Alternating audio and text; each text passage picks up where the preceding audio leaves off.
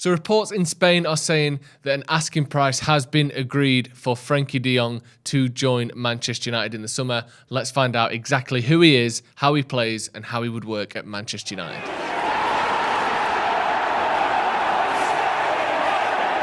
Frenkie De Jong is one of the most well-known and highly regarded midfielders in Europe, and reports coming out of Spain say that a €70 million asking price has been set for the Manchester United target. Make sure you hit the subscribe button on the channel if you haven't already to see our content first.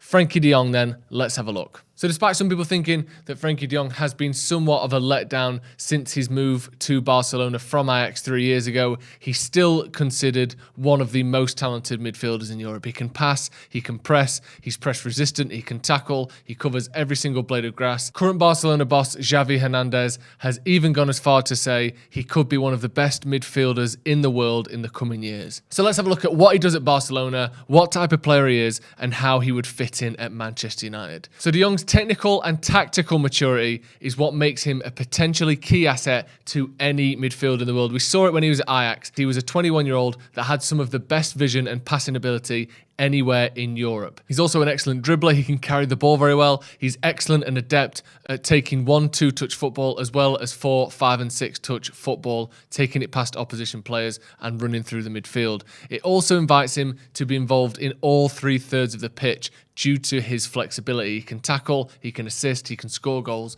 and of course he can pass. The build-up phase is where he really excels though. Playing the ball out from the back and being that creative maestro from deep, making counter-attacks happen and keeping the ball for his team. That's the crucial thing. United have so many turnovers in midfield. Frenkie De Jong is a master at beating the press and then beating the lines afterwards. In his role at Barcelona, he's played on the left and on the right of a midfield three and has been encouraged to sort of slightly simplify his game since leaving Ajax, where he was basically the maestro running the whole midfield. He's then been asked to play a more specialised role at Barcelona. He plays a crucial role in how Barcelona build out from the back. So his movement draws players into the gaps that he leaves behind. Then he receives the ball from the defence, turns and plays the ball out, especially to those wide attackers. He loves working with space, emptying space and leaving it open for his teammates, and then filling space and making sure that the opposition cannot attack through his lines.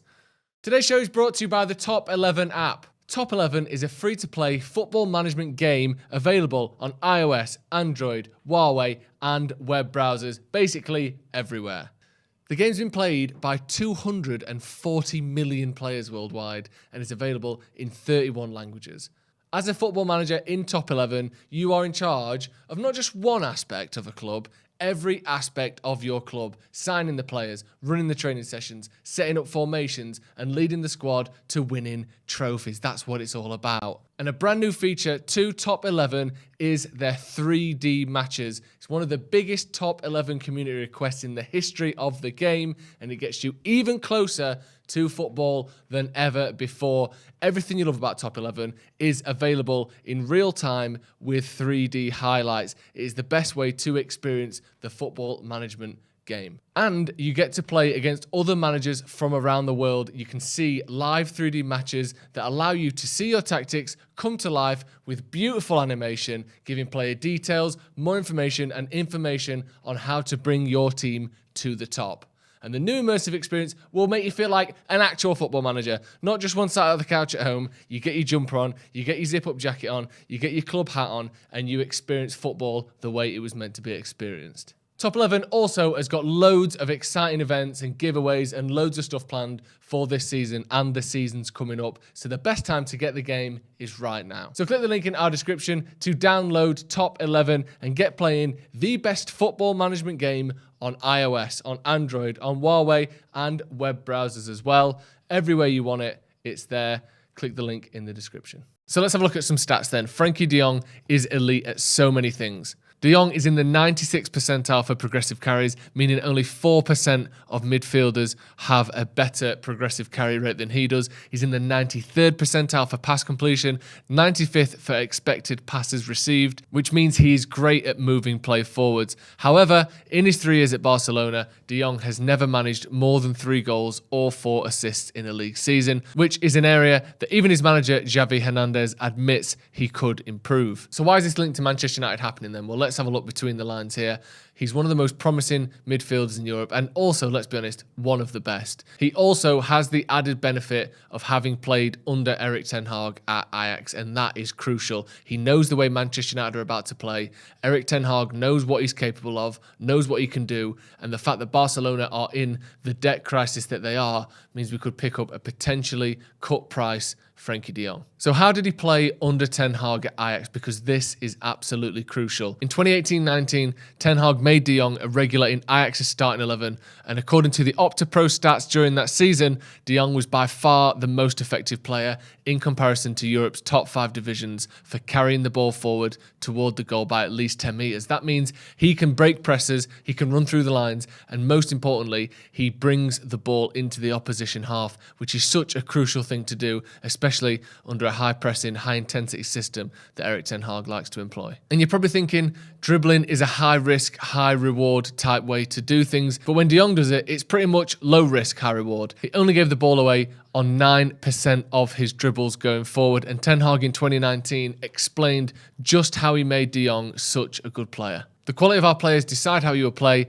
and with what system. We had to find a way to make Frenkie function in the best possible way. You saw his incredible talent, but where do we have to use him to get the best out of his talent? Eventually, I decided to play with 2 number 6s on the pitch. Once I did this, you saw how much better he became on the pitch and how much he made the whole team play, and especially the attackers. And that is exactly why Manchester United need him. We have number 6s or people playing in that number 6 role at the moment who simply aren't number 6s. You look at what Fred does, you look at what McTominay does, Paul Pogba plays in that role sometimes, Nemanja Matic with no legs plays in that role sometimes, and they all have different things to each other, but none of them have the skill set of Frenkie De Jong put together. Frenkie De Jong has got some of the energy of Fred. He's got the ball carrying and ball playing ability of Paul Pogba. He's got some of the defensive awareness of Nemanja Matic. He's got the intensity and energy again of Scott McTominay, and he's got it all in one player. You don't need 5 players in the squad if you have Frenkie De Jong. If you put someone next to him that is maybe slightly more adept at winning the ball, at tackling, at regaining possession, you now have a number 6 partnership that has everything.